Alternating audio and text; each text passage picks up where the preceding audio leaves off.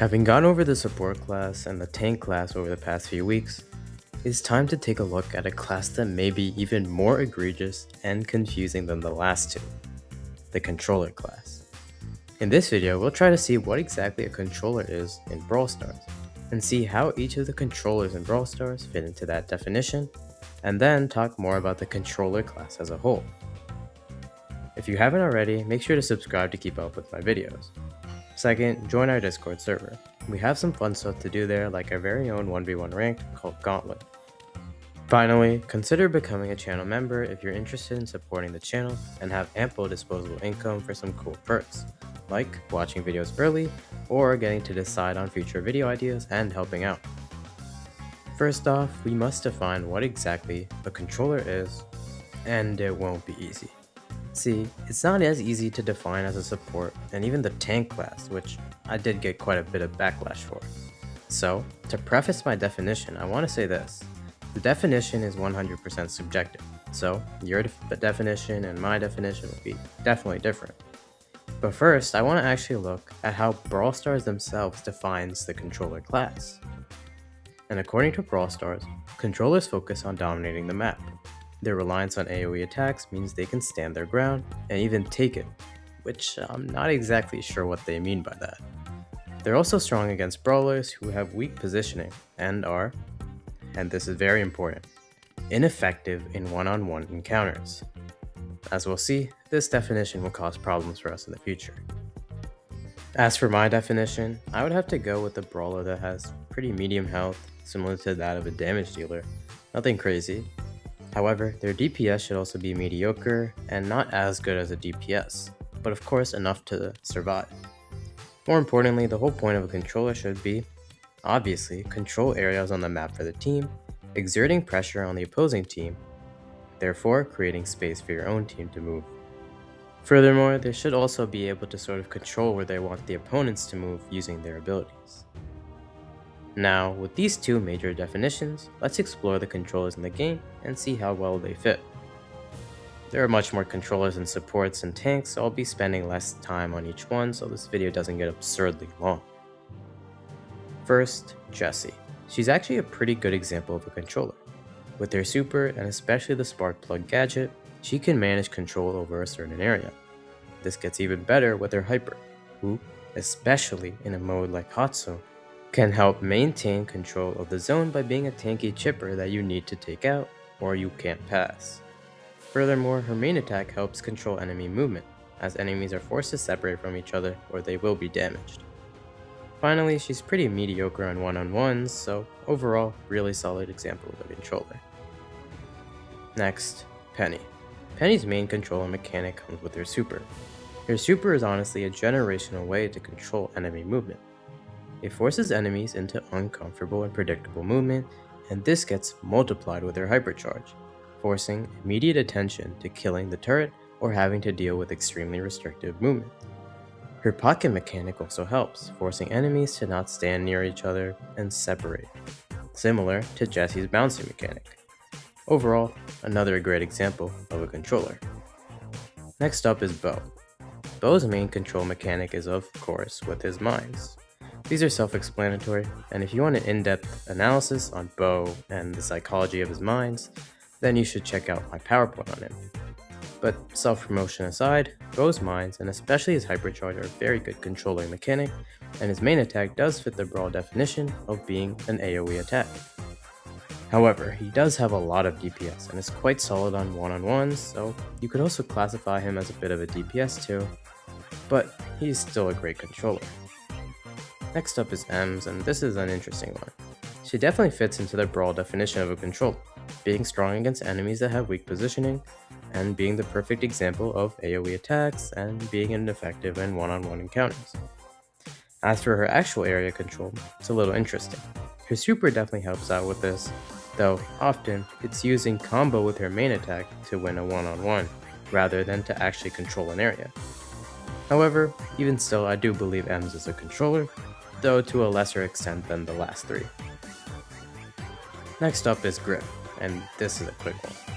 Basically, the only reason he's considered a controller is because of the AoE potential of his super, but it's not really used as an AoE attack, so Yeah.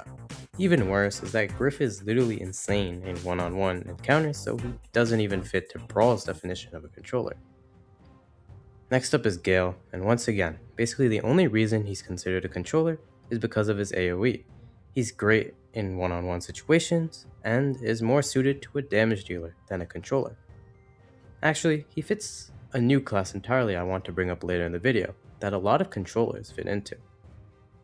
Meeple is next, and they are another interesting topic.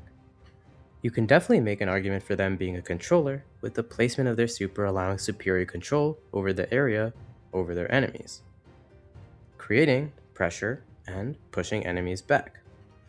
However, you can actually make an argument for them being a support as well, with their super and hypercharge allowing teammates to be able to shoot and walk through walls and water.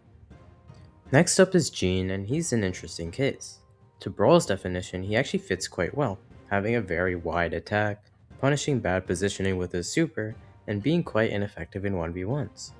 However, in my definition, I wouldn't qualify him as much of a controller as he is a support. He's basically never really controlling areas, as his poke damage isn't really enough to control enemy movement and exert pressure to the extent that something like Penny's super or Jesse's super does.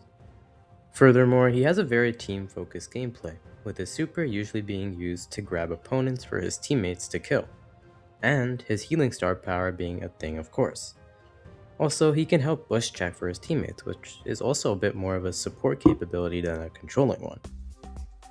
Mr. P is next, and well, I'm not really sure what to exactly classify him as.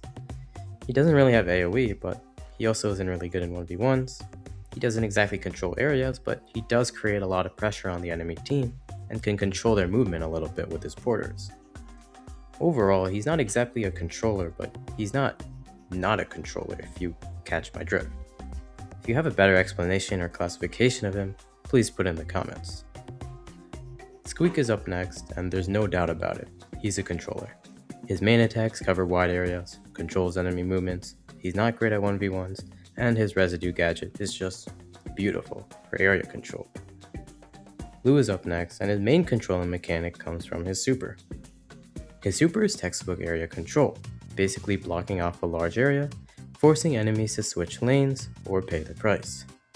He's a bit strong in 1v1s, especially against aggro brawlers, but to me, he still deserves the controller classification. Otis is up next, and well, why do I even bother? He has his splatter gadget, I guess, but he literally doesn't fit a single criteria that Brawl Stars themselves have given for their controller class. Willow next, and yeah, this is awkward. She's obviously a thrower, though I suppose you could make the argument that a thrower must be able to throw their super over walls to be considered a thrower. But if we need a thrower in the controller class, Barley is literally perfect. He's great for area control with his lingering attacks, which is something that Willow doesn't have, and is basically a much better fit than Willow. Next up is Chuck, and he's pretty interesting. He's obviously most known for being the Lil Uzi of Heist, or, in other words, the GOAT. But when you look at modes other than Heist, Chuck is actually a really solid controller. He keeps control over a certain area with his pose, making it extremely dangerous to be in that area while Chuck is there, basically causing a lot of pressure for the opposing team and creating space for his own, while also controlling enemy movement. Charlie's next, and she's actually quite a bit of an underrated fraud in the class. She has absolutely zero AoE, extremely mediocre area control that only exists because of a star power, and is literally best at simple 1v1s. She's definitely more of a damage dealer than a controller. Finks is another interesting case. He's quite similar to Meeple, where his controlling ability does affect his teammates. However, for Finks it's used a little more selfishly, so he's less of a support than Meeple. As for controlling, his main attack does have a little bit of AoE, and his super does create pressure similar to that of Meeple's, but he's not really a perfect controller by any means. Ziggy's next, and once again, the only reason he's considered a controller and not a thrower is that his super isn't throwable.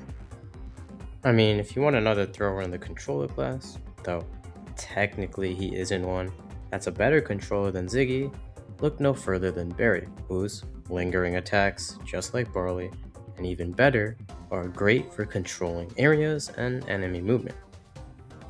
To be fair, Ziggy is not the worst controller and definitely not as bad as Willow, but there are better alternatives. Sandy's up next, and, well, once again, would make a much better support than controller. He does have a bit of AoE, but his range isn't really good enough to make too much use out of it. His super is pretty solid for controlling, but it's so much better for supporting. He basically hides his whole team and even heals them with one of his star powers. Overall, it's not like he's a horrible contender for the controller class, but there's simply just a better classification for him with support.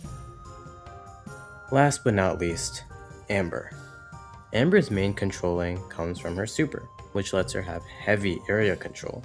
It basically controls enemy movement and makes it a lot more predictable, while also causing a lot of pressure on enemies, especially if you place the super in an important location like the zone and hot zone. And this is just exacerbated with her hypercharge, which controls even larger of an area. Overall, she's definitely a controller. And with that, all the controllers are done. This, contrary to what I said in the intro, is actually not as egregious as the other two classes. Or is it?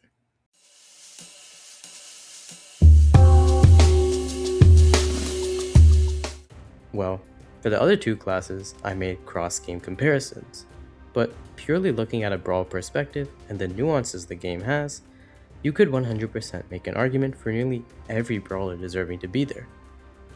The controllers, however, we looked at the definition that Brawl Stars themselves gave us, and we still refuted many controllers as not being deserving of the controller class. It really comes down to one main problem. There's no real clear definition of what exactly a controller is in Brawl Stars. The brawl definition is there, sure, but there are so many clear exceptions to it that we can barely use it.